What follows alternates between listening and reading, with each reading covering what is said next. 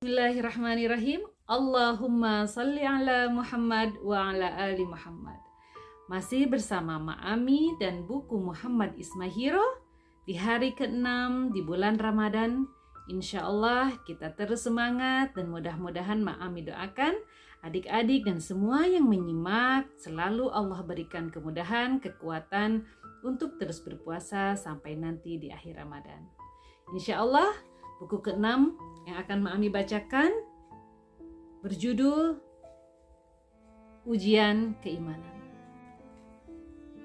Ujian Keimanan. Kaum kafir Quraisy tak henti-hentinya mengganggu Rasulullah SAW. Mereka saling melempar kotoran ke depan rumah Rasulullah SAW. Bahkan Uqbah bin Abu Mu'id pernah meletakkan kotoran unta di punggung Rasulullah saat Rasulullah sedang bersujud di dalam sholat di depan Ka'bah. Fatimah putri Rasulullah pun membersihkannya. Pernah juga Rasulullah pulang ke rumah dengan kepala penuh debu. Salah seorang putri beliau mencuci wajah beliau sambil menangis. Rasulullah pun berkata, "Jangan menangis putriku, sesungguhnya Allah menjaga ayahmu." Para sahabat pun mengalami hal yang sama. Batu besar diletakkan di atas Bilal di padang pasir yang sangat panas. Salah satu yang meletakkannya adalah Umayyah bin Khalaf, majikan Bilal. Mereka memaksa agar Bilal menyebutkan nama-nama berhala, Lata dan Uzza. Bilal menolak dengan mengatakan, Ahad, Ahad. Penderitaan Bilal baru berakhir setelah Abu Bakar lewat melihat penganiayaan itu. Abu Bakar kemudian memerdekakan Bilal. Sumayyah dan Yasir, ayahanda dan ibunda dari Ammar bin Yasir, bahkan meninggal karena dianiaya oleh Abu Jahal. Rasulullah SAW dan para sahabat semakin kukuh dengan keimanannya. Pengikutnya pun semakin lama semakin bertambah. Melihat hal itu, Abu Jahal dan kafir Quraisy lainnya semakin marah. Segala tuduhan diberikan kepada Rasulullah SAW. Mereka mengatakan Rasulullah SAW adalah pendusta, tukang sihir, penyair, bahkan orang gila. Padahal mereka semua mengakui bahwa Rasulullah SAW sebenarnya tidaklah demikian. Berbagai cara mereka lakukan, termasuk berkali-kali meminta kepada Paman Abu Thalib untuk menghentikan dakwah Rasulullah SAW. Apakah Paman Abu Thalib akan ikut menentang Rasulullah di dalam berdakwah? Tentu tidak. Paman Abu Thalib tetap mendukung dan membela Rasulullah. Ini membuat kaum Quraisy semakin keras bertindak. Umayyah bin Khalaf, majikan yang menyiksa Bilal bin Rabah, langsung mengumpat dan mencela setiap kali melihat Rasulullah SAW. Lalu Allah menurunkan surat Al-Humazah. Wailul likulli humazatil lumazah. Celakalah bagi setiap pengumpat dan pencela. Surat Al-Humazah ayat 1. Uqbah bin Mu'id bahkan sampai meludahi wajah Rasulullah. Karena itu atas perintah Ubay bin Khalaf, saudara Umayyah bin Khalaf. Gangguan dan penyiksaan terus berlangsung. Akhirnya Rasulullah SAW meminta para sahabatnya berhijrah, berpindah ke negeri Habasyah atau sekarang disebut Ethiopia. Tujuannya untuk menyelamatkan agama mereka. Habasyah dipimpin oleh Raja Najasyi. Mereka beragama Nasrani. Najasyi adalah seorang raja yang adil. Rombongan para sahabat terdiri dari 12 orang laki-laki dan 4 orang wanita. Mereka dipimpin oleh Utsman bin Affan dan didampingi oleh istri beliau, Ruqayyah.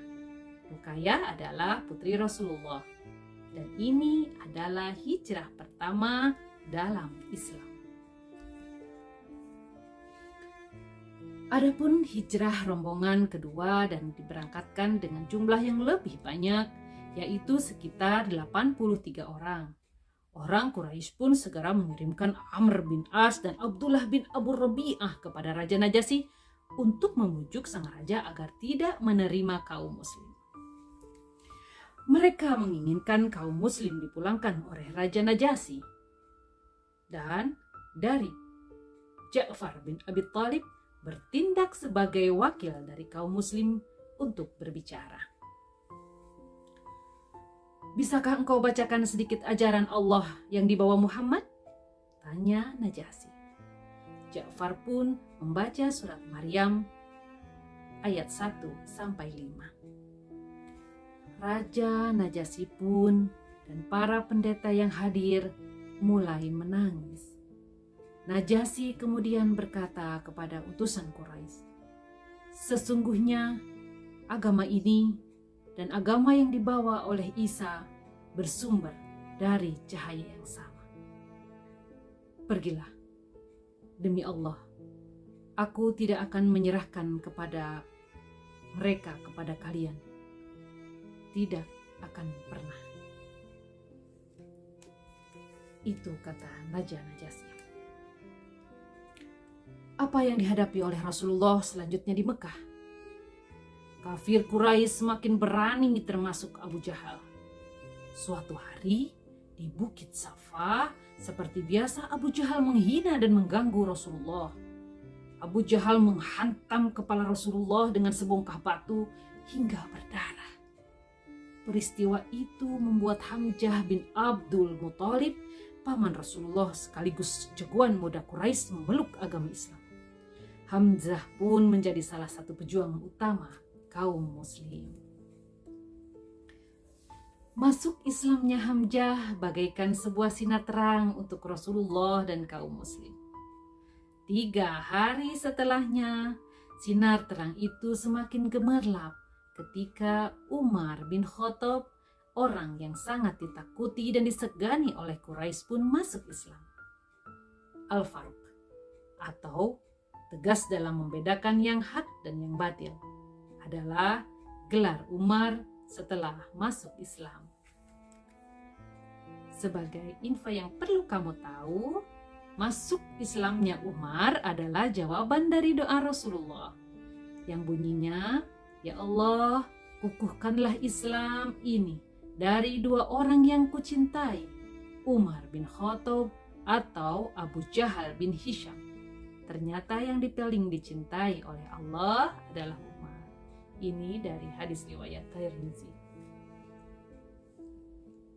Musyrik Quraisy semakin cemas mengetahui Hamzah dan Umar ada di tengah kaum muslim. Mereka pun mencoba menawarkan harta yang dapat menjadikan Rasulullah orang yang terkaya di antara mereka. Mereka juga menawarkan jabatan sebagai raja mereka. Bahkan mereka mengajak Rasulullah untuk menyembah Tuhan secara bergantian. Sehari Rasulullah menyembah berhala, sehari mereka menyembah Allah. Bersediakah Rasulullah?